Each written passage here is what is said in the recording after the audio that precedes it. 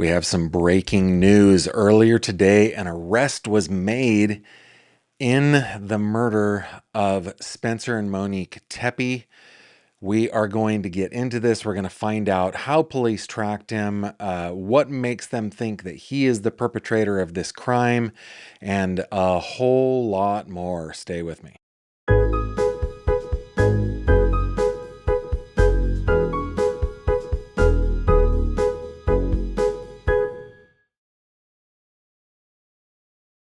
This video contains mature themes and discussions intended only for adult audiences. Viewer discretion is advised. Well, hello there, my friend, and welcome to another true crime conversation with me, Gavin Fish. This is a few and far between. What am I trying to say? I hardly ever do this on Saturday.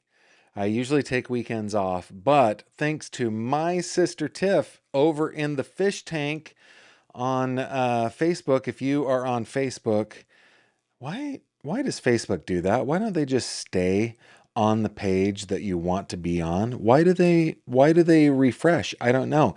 But over on the fish tank, my little sister, the administrator of the tank, put this article, and like, not bearing the lead here, the ex-husband has been arrested in the murder of Monique and Spencer Tepe. Now, we've got a couple things that I want to show you here. I kind of rushed because, I mean, look at me. This is my Saturday get up. This is my Saturday garb. I was out shooting pool with my kiddos. Wasn't really prepared to go live. You guys are going to have to just deal with it, I guess. That's funny. But it was a few hours ago that the news broke that this man, Michael McKee is his name, was arrested for the murders of Spencer and Monique Tepe. A couple things that I want to show you. There are a couple articles, but the main thing that we have, let me see if I can bring it up here. The main thing that we have is the actual criminal complaint, and we're going to get into that here in just a bit. In fact, this is what we're going to start with. I know that I feel like I'm missing something. You guys are already on top of it. Thank you for joining me, and wherever you're joining me from, please tell me in the chat. We got Arizona, we got Fredonia, we got North Carolina, New York City, Washington, Eagle, Idaho, Cleveland, Georgia. Just Ducky says, I wonder if they found his prints on the shell casings also. There's precious little information that we get from this document, but we're going to go through it. Ohio is in the house. Pittsburgh is here. Columbia, Tennessee. Lompoc, California. Wisconsin, our friends from Wisconsin. Boston. Oh man, it's going fast now. Minneapolis, Salem, Alabama. Erie, PA. Southeast Texas. Rhonda says, love the way you look in your hat. Not everyone can pull off such a great look. Oh, I bought this hat and couldn't ever wear it because my head was too chubby. My head was too chubby. And as we were going out to shoot pool today, I was like, hey, I wonder. So I pulled it down. I love panel caps, and I brought it. Thank you for the compliment.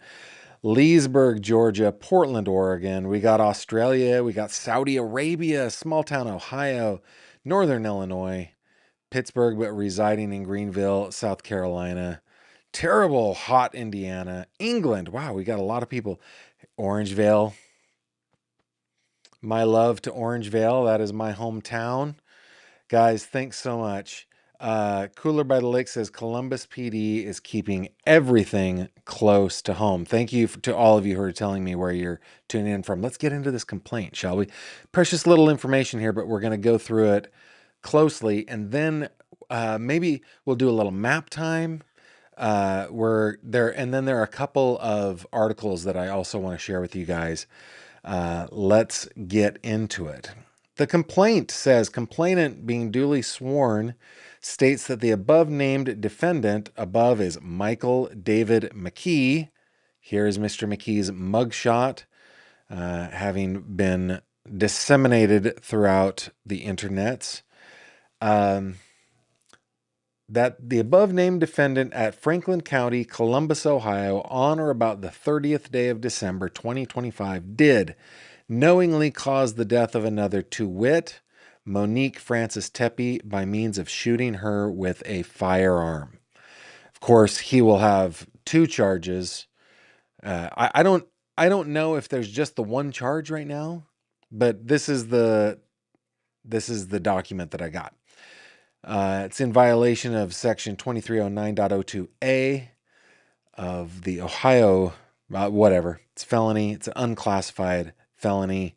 Looks like the Columbus Police Department, Officer Russ Weiner did file this. Sworn to and subscribed before me the 10th day of January, this very day right here, 2026, in front of Lori M. Tyak, clerk of the Franklin County Municipal Court, by James Thomas, deputy clerk, notary public peace officer, blah, blah, blah. So this is an arrest warrant here. Case number 2026 CRA 000517-1. This is a warrant. The charge is murder under 2903.02A. The offense location is 1411 4th Street, North 4th Street. Of course, that is the residence. Let me bring this up, of the Tepes. If I just bring this on over here, I always go the wrong direction. Where is it? I feel like, oh, what just happened? 14. That doesn't look. Did they just change the way? Or, oh, is it a new building? Is this like old? Yeah, this is it. This is where the buildings were built. Okay, so 1411 or 1410 North 4th Street. I guess that's where it is. But going back to our map, this is where we are in the world. For those of you who are not, we've never done this on the channel on this case. Columbus is in central Ohio. It's quite a bit of a drive for me out here in Western PA, but yeah, central Ohio, up here in the Great Lakes region of the United States. Okay, getting back over here, the arrestee, or the warrant for this man, is McKee Michael David, living at 2100 North Lincoln Park West, apartment 12DS. I looked that up as well. This is where Mr. Mann lives, this apartment building right here in Chicago. Let me go back to, there we are. So he's living right on the water, man. Right there at the Lincoln Park. Not a bad place to live, crying out loud. Chicago is right there on the southern tip of Lake Michigan. We call this the Midwest, though it's also the Great Lakes region. A drive from his apartment to their home looks to be almost, 5 hours, 45 minutes, almost 6 hours. That's quite a lot of an effort to make the trip. And I believe that he did drive. I have not read the document completely because I've wanted to come live with you guys. Okay, Mr. McKee is a white male, 6'1", 200 pounds, brown hair, green eyes. Continuing the complaint. Oh, this is the complaint. Okay, here's the second part of the complaint. That he knowingly caused the death of another, to wit, Spencer Lewis Tepe, by means of shooting him with a firearm. I wonder what forensic evidence they had. I mean, I've read a couple of the reports, so I know what led them to him, but I wonder what forensic evidence they have. Okay, here's the affidavit of probable cause. Pretty sparse, let's say. I, Russ Weiner, do hereby swear or affirm that I have the following cause to believe the individual named committed the alleged offenses for the reasons stated in this affidavit in support of probable cause. He selected, I have personal knowledge Every time, guys. I think it's these lights. Okay, I have personal knowledge of the facts listed in the statement of facts as I was involved in the underlying investigation and or arrest. Here we go. On December 30th, 2025 at 9:57 a.m., Columbus Police Patrol officers were dispatched to 1411 North 4th Street on a check on the well-being of Dr. Spencer Tepe, who had not shown up to work. Officers arrived and found Dr. Tepe and his wife, Monique Tepe, deceased inside, suffering from gunshot wounds. 2 minor children were found inside the home, physically unharmed. I have added that part in. They were harmed for sure, but physically they were unharmed. Columbus Fire Medic number 7 responded and pronounced both victims deceased at 10:11 a.m. Columbus Police Homicide Unit Team 2 is advised, responded. I don't know. I just hate that I yawn under these lights. Something, I don't know. They responded and initiated an investigation. During the subsequent investigation, detectives were able to identify a suspect through neighborhood video surveillance. This is the video that we saw, and we looked at this, man. That is about a 200-pound male, about 6'1". He's got an interesting gait. He puts his toes in. He has a weird way of walking. I'm glad they released that and helped to identify him. The suspect was then tracked to a vehicle which arrived just prior to the homicides and left shortly after the homicides. Detectives were able to identify this vehicle further and link it to Michael McKee. Detectives located the vehicle in Rockford, Illinois, and found evidence of McKee in possession of the vehicle prior to and after the homicides. That is not a lot of information, and I know that they've got more. Come on. Oh, he had possession of that vehicle before and after. I think a defense attorney would pick that apart, and I'm really looking forward to the preliminary hearing because I bet there is more. Let me see what you guys are saying. Let's bring up the Tepes one more time. Let's see what you guys are saying. We've got... oh, yes. Great tip. That's from August 2015. The Google Maps shows that date. Yeah, so I didn't get that all prepared.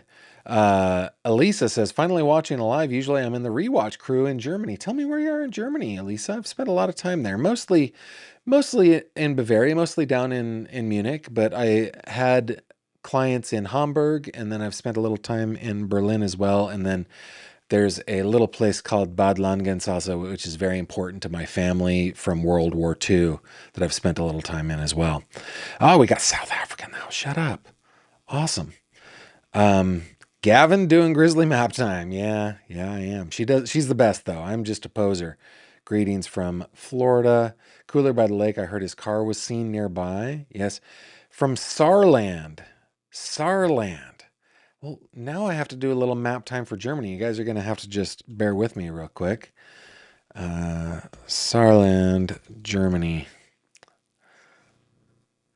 Let's see. Oh, okay. Up in the in the west, right? Kind of at the intersection of Luxembourg and France. Very cool. Very cool. I'm glad you are tuning in. Thank you so much. Glory says, the poor children, how did her ex get into the house? Because you're right, it did appear, at least from what we've heard on news reports, there was no forced entry. Did he honestly knock on the door? And no, because it was the middle of the night. And they didn't tell us the timing. There's so much missing here. But again, our job is not to Monday morning quarterback. Our job is not to, try to figure out maybe the details of things. Our job is to watch professionals do very, very good work. And yeah, it appears, observation station, that the guy that was walking is Michael. I mean, I might be filling in a couple of details here because the affidavit of probable cause just says that detectives were able to identify a suspect through neighborhood video surveillance. And then the suspect was tracked to a vehicle which arrived just prior to the homicides and left shortly after the homicides. I don't know when the homicides took place. Maybe neighbors heard gunfire or something like that. I hope they fought back. I hope these awesome people fought back and made forensic evidence in that struggle. I really do. Oh, oh my goodness, this just breaks my heart. It breaks my heart because these two kiddos and the other people in their lives that loved them. Okay, let me bring you over to a couple reports. This is from the Columbus Dispatch. This was just from a couple hours ago. And it says, what we know about Michael McKee, the suspect in the Tepe murders. Who is Michael McKee, ex-husband of Monique Tepe, charged in her death? The ex-husband of Monique Tepe has been charged with 2 counts of murder in connection with her death and that of her husband, Spencer Tepe. Michael David McKee, 39, of Chicago, is being held by the Winnebago County, Illinois Sheriff's Office. Franklin County municipal court records show Columbus police filed an arrest warrant January 10th, this very day, for McKee, and he was booked into Winnebago County's corrections facility shortly before noon local time the same day. I don't know that that is on the... I mean, I don't think that that was on this document. I haven't been able to get my hands on any other time. Oh, look, though. It tells us the suspected time. It was the 30th at 3:52 a.m. In order to get that accurate of a timing, there has to be somebody saying they heard shots, right? So if they heard shots at 3:52 and they're watching him walk right around that same time, they see that he arrived right before, left right after. That's pretty good detective work. McKee is scheduled for a hearing on January 12th, likely an extradition hearing, to start the process of his return to Ohio to face charges. Monique, 39, Spencer, 37. Yeah, okay. We know that about them. Here's what we know about McKee.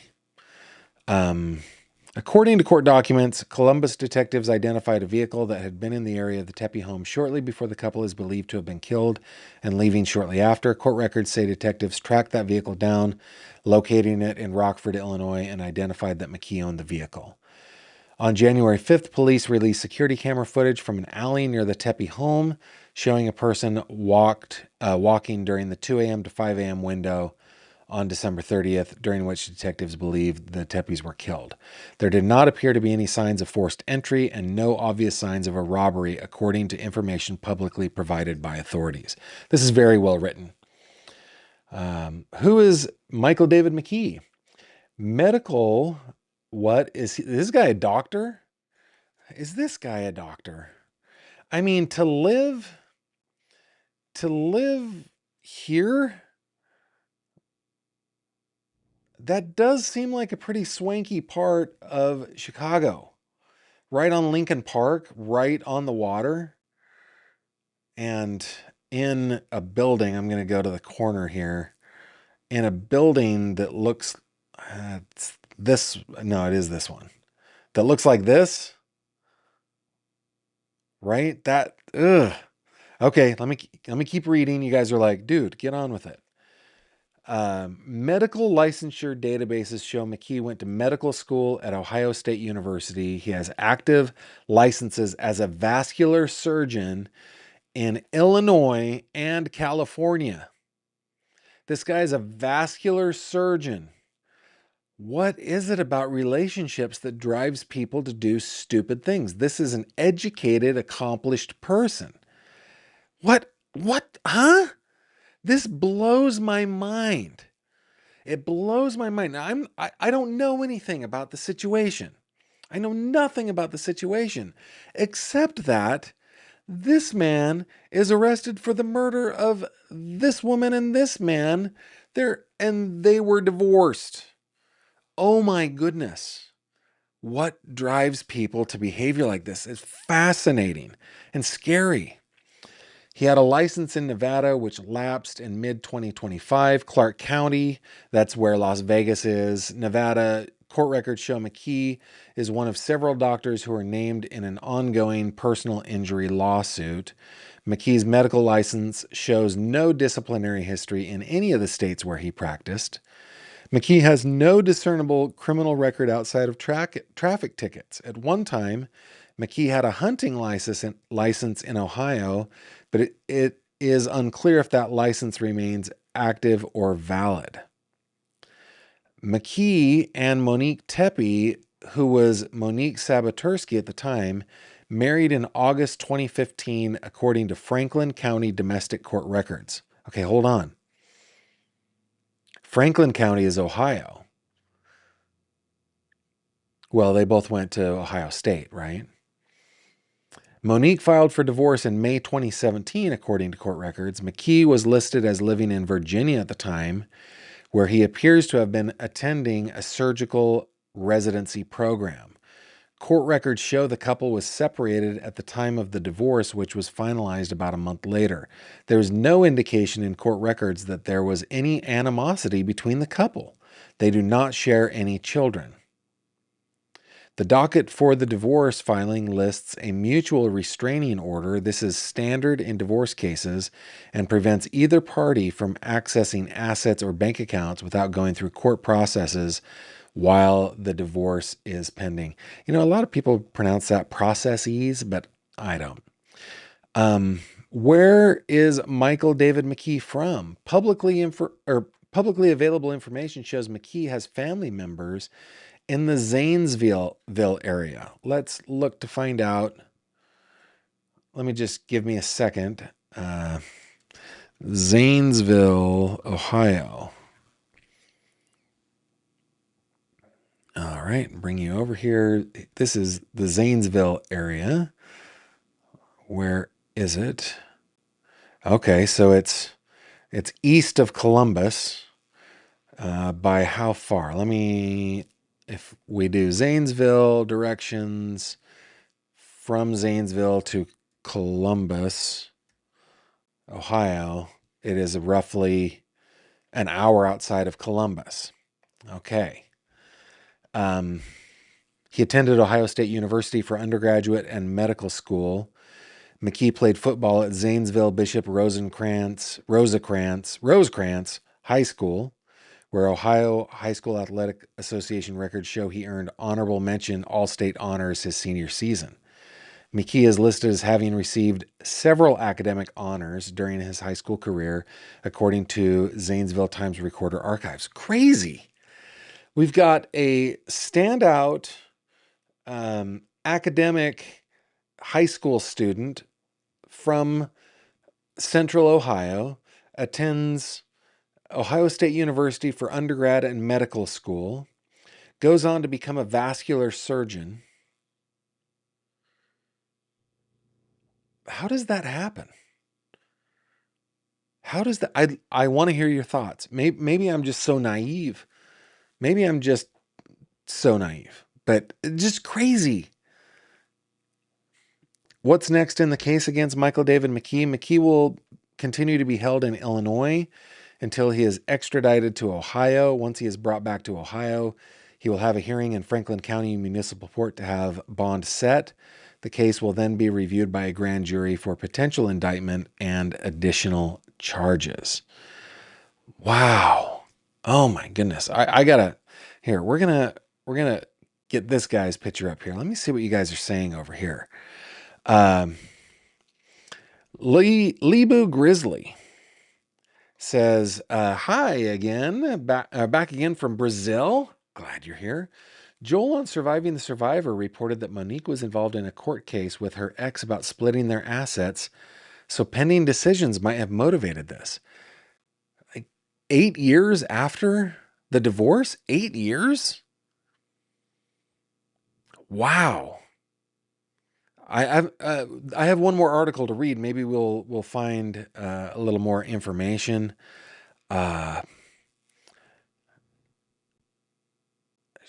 she filed a restraining order after she left him. What I've learned is that, or what I understand, and it said so in that article, that the restraining order is typical. Yeah, I'd imagine they met in college. Um, Someone commented on, is it Vinnie Politan's live earlier, that Monique won a case recently and was granted access to assets. Not sure if this is true, but interesting to look into. Okay, I will. I will. This is wild. Long hair? Are you talking? Yes, I do have long hair right now. Hopefully in April, I'll be able to cut it all. I'd made a mistake, guys. I made a mistake. I had my hair trimmed because it was driving me crazy, and that added months to this little mission of mine. Let's see. He looks scary, says 123 Shiloh. Oh, wow. JS Craps 5195 says, I went to high school with this dude. Interesting. Put a GF in your next comment, JS Craps. I'd love to know what you thought of him in high school. Let's see. SDH 4557 says he had made stalking statements and her parents moved her from Virginia while he was at work. Wow. Jill 199 says, I like your hair long. Yeah, interesting. Why would she go after any assets, especially 8 years later? Just very interesting. SDH 4557 says he was pretty cute when he was young. Now he just looks void and scary. So did you know him as well? I just want to make sure that this is the same person. Hang on. Went to high school with him. Now I can't find it. Yeah, anyway. Goodness. Observation station. Yes, I believe this is the walking man. Yes. Wow.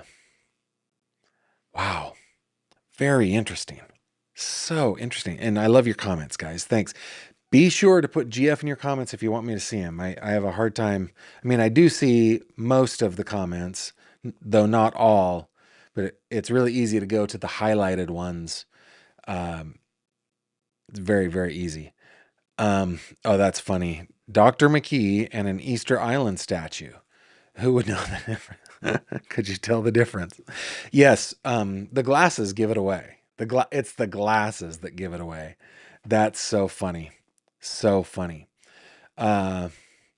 Stephanie Christensen says, Gavin, after all the cases you've researched, narcissism, DV, coercive control, high achievers, not surprising he's controlling. That's an astute observation. That is a very good observation.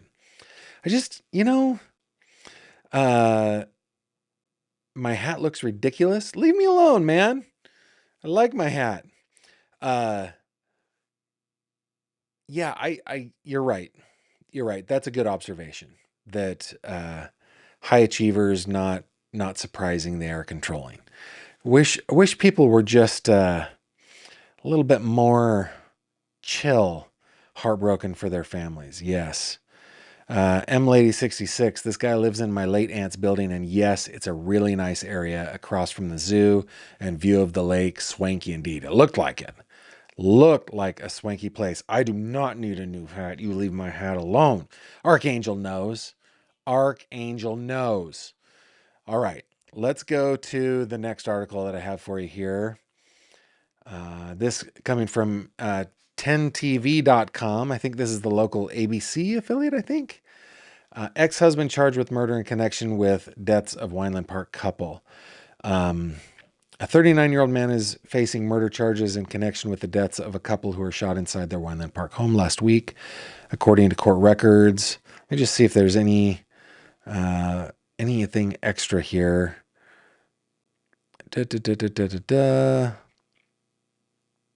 So he was booked Saturday morning. He's scheduled to appear in court on Monday.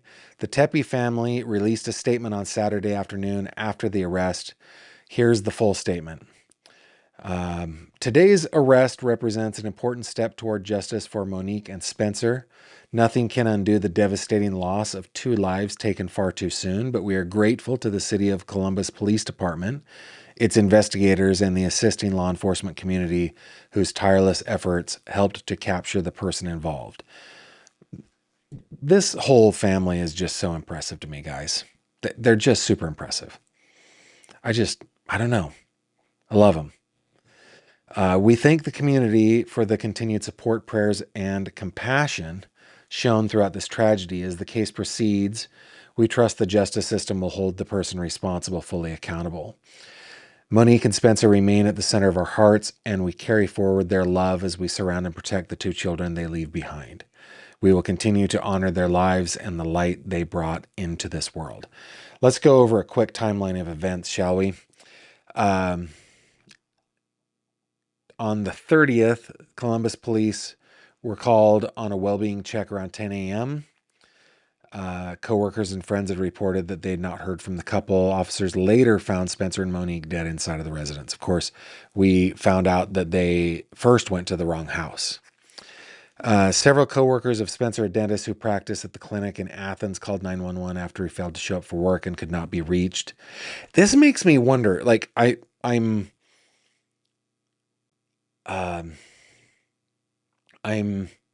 impressed as all get out with these coworkers and friends who said that this was just completely out of the ordinary, that we can't reach either of them. But it also makes me wonder if they were aware of any issues that Monique was having with her ex-husband. I wonder that maybe they were just like, oh, they got their spidey senses tingling. Callers told dispatchers the lack of contact was out of character and raised concerns that something may have happened to the family. According to 911 calls released by authorities, coworkers reported being unable to reach either Spencer or Monique and said the situation was becoming increasingly concerning. Police initially checked the home but did not see anything suspicious. Additional 911 calls were made as coworkers and friends gathered at the house, reporting they could hear children inside but were unable to get anyone to answer the door. A friend later gained entry to the home and found Spencer's body. Police said both Spencer and Monique had been shot. That's the first time a report has actually said they gained entry to the home. I had wondered if they saw the kids through the window, saw the body through the window, something like that.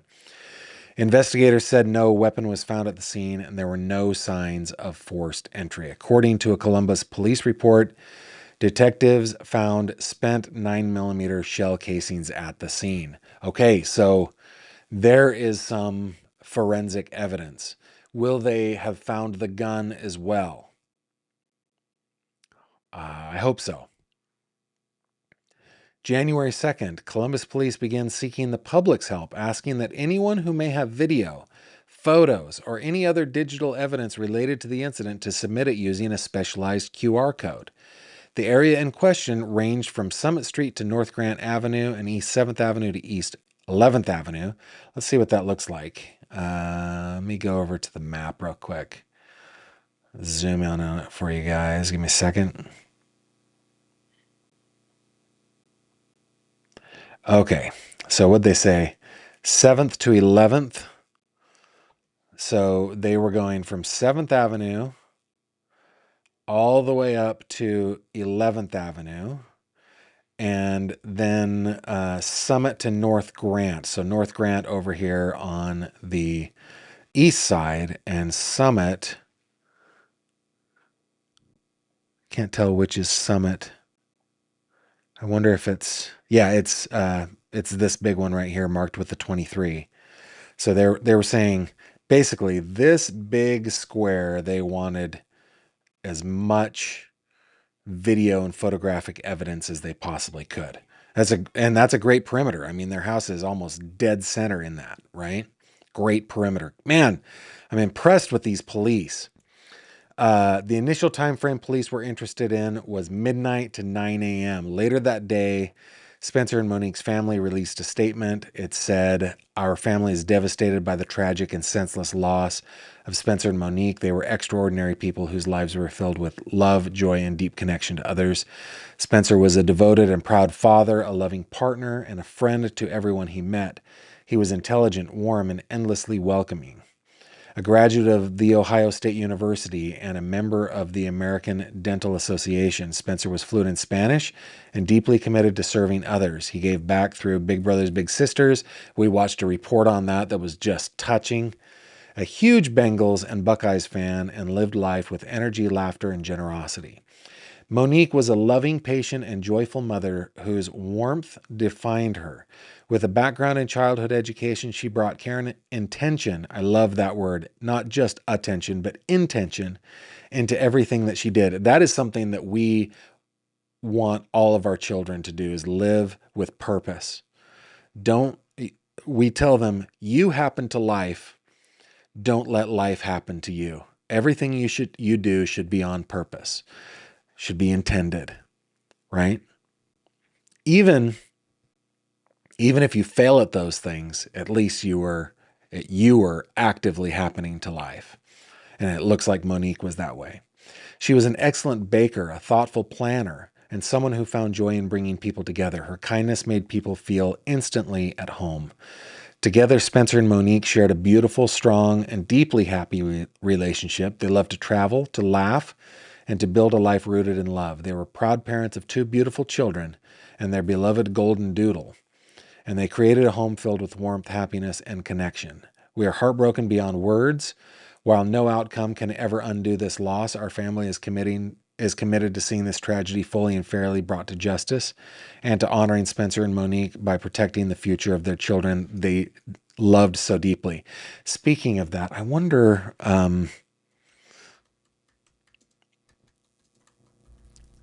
what the status of the Tepe children's GoFundMe is. It looks like it's at about $198,000 now. And it looks like they bumped up their goal to $250,000. So, yeah, I'm happy that is happening.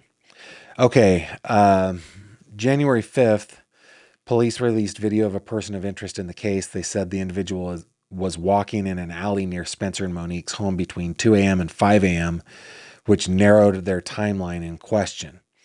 The footage does not clearly show the person's face, but investigators hoped someone would recognize their clothing, mannerisms, or the way the person walks. And I described that as the person's gait.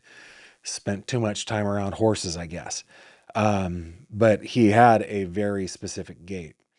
On the 8th, Columbus Division of Police Chief Elaine Bryant spoke about the investigation for the first time. We watched that yesterday. You can go back to yesterday's video to see that. Bryant shared the latest details of the investigation, including what happened in the initial welfare check of the Tepes. On the 9th, the obituary and funeral arrangements were released.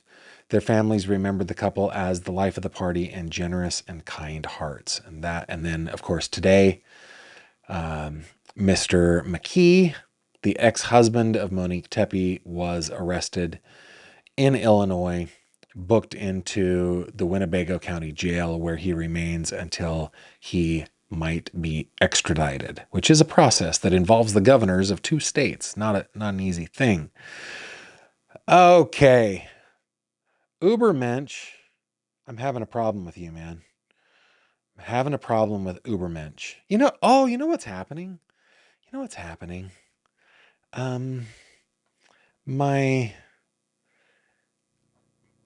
My mods who would normally be here aren't here, and Ubermensch is just having a hard time today. I have a disgusting troll in the chat. Let's see if I can find him. Let's see. I just want to get rid of this guy. Or gal. Whoever it is. There it is. All right.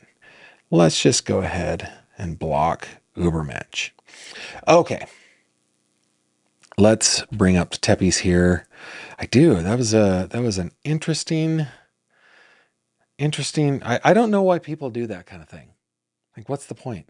They just find joy in being dill holes, I guess. Ah, if only I had water in my dill hole cup that you can find on my website, by the way, if you want merch. Uh, let's see. The moderators didn't make it today because this is an abnormal time, and I didn't reach out to them. I was just so busy getting ready. Uh, so yeah, let's see what else is being said. Yeah, they're bored living in their mother's basement. Indeed, Tiff Knox is saying, dill hole indeed. And yes, he is blocked. Just want to see if there's anything else that, here we go. Just Ducky says, wonder if the 4-year-old knew the guy and opened the door for him. Well, he got there between 2 and 5, though. I don't know. It's hard to say. I mean, did he have a key? Could he pick locks? I don't know if you guys know this, but regular door locks are not all that secure at all. Um, I'm, I mean, almost anybody with just a little bit of practice can pick just like a Schlag or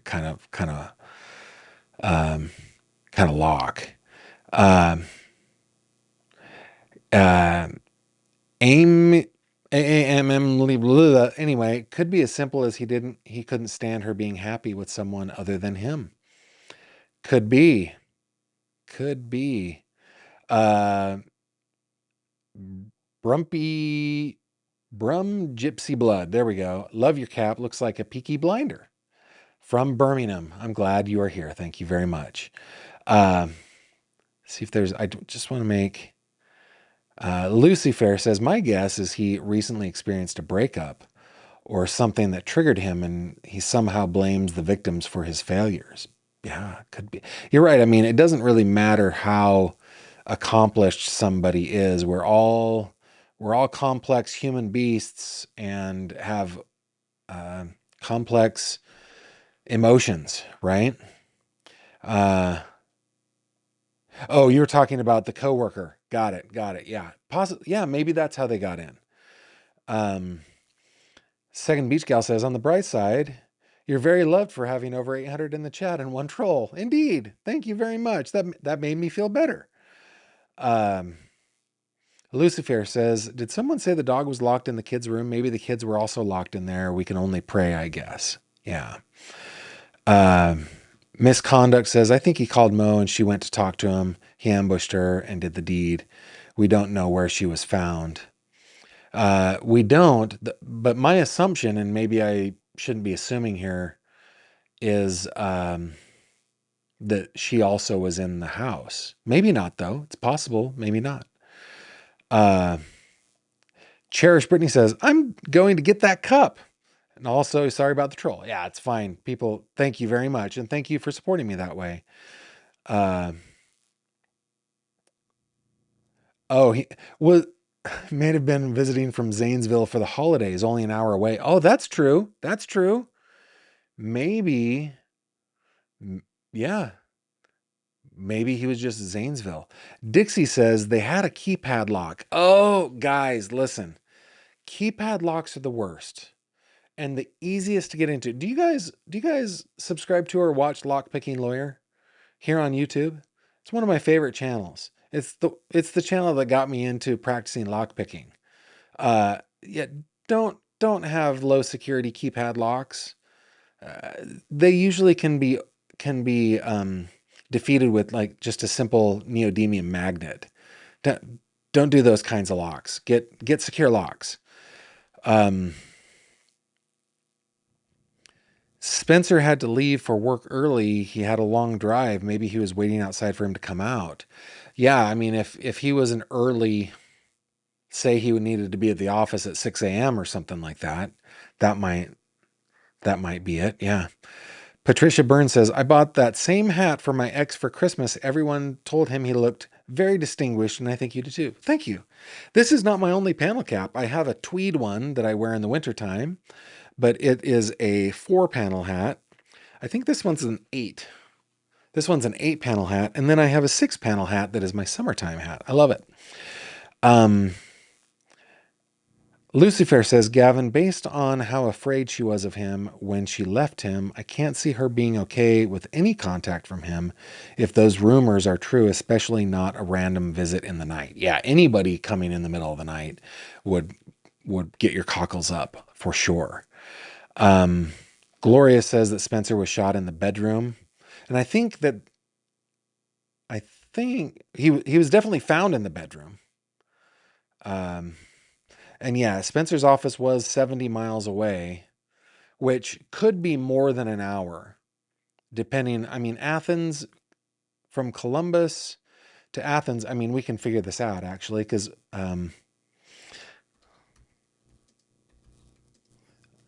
me just look this up. It was called Athens Dental Depot. So if I open up maps and do 1411 North 4th Street in Columbus, directions to his office at Athens Dental Depot. That is an hour and 15 minutes if it happened right now, right? Um, if we said, I don't know, arrive by, let's say 7 a.m., then it's like typically an hour and 10 to an hour and 20 minutes. Yeah. So quite a commute. Quite a commute. They must have really loved where they lived. Let me bring the Tepes back up here. Patricia Burns says, guys like the ex can become more and more enraged and resentful the more they see their lost love becoming happier and happier. Yeah. I mean, unfortunately, that is true. I wonder if he had a silencer on some sort on the gun. Yeah, with the ability to 3D print these things now, it's probably pretty easy to procure something. Yeah, it's just, let's see. Somebody says, Gene K says he must have been bubbling over for 8 years. So either the resubmittal of a new battle over money, or like someone said, also a new breakup that pushed him over the edge, forced him to think the ex's fault. Yeah. Keypad locks, glass front door. Yeah. I mean, I don't want to blame our victims here. It's not their fault. But again, like, an educated public is a healthy and helpful public, as my niece Natalie said a couple days ago on this program. And one of the things that I just really want to do on this channel is learn as much as we possibly can, right?